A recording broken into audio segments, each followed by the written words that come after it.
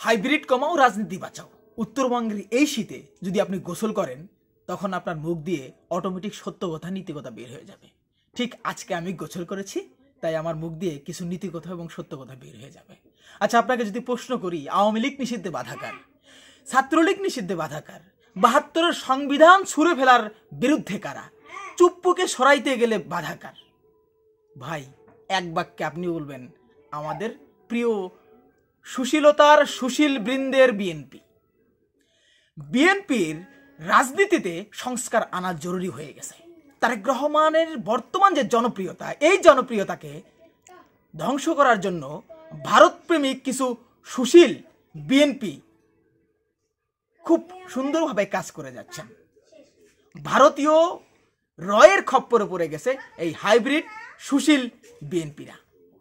আচ্ছা, ৭২-এর সংবিধানের মতো পচা সংবিধান, যে সংবিধান ধর্মপ্রাণ মুসলমানকে জঙ্গি বানাতে সহায়তা করেছে, যে সংবিধান সংখ্যালঘু নির্যাতনের বিচার করতে পারে নাই, যে সংবিধান তিনটা অবৈধ ডামি নির্বাচন করেছে, ভোট চুরির মাধ্যমে ক্ষমতা এসেছে হাসিনা, সেই সংবিধানকে আঁকড়ে ধরার জন্য সেই সুশীল বৃদ্ধ বিএনপি উঠে পড়ে লেগেছে।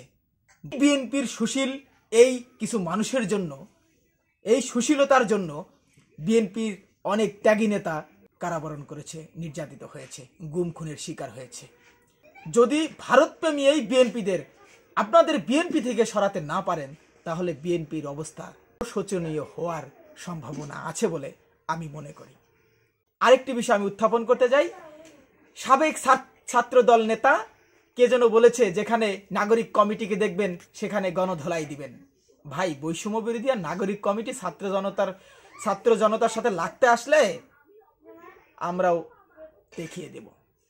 শেষ কথা বলে যেতে চাই, ভাই আসেন দেশটারে ভালোবাসি, ভারতের দালালি মুক্ত দেশ গড়ি।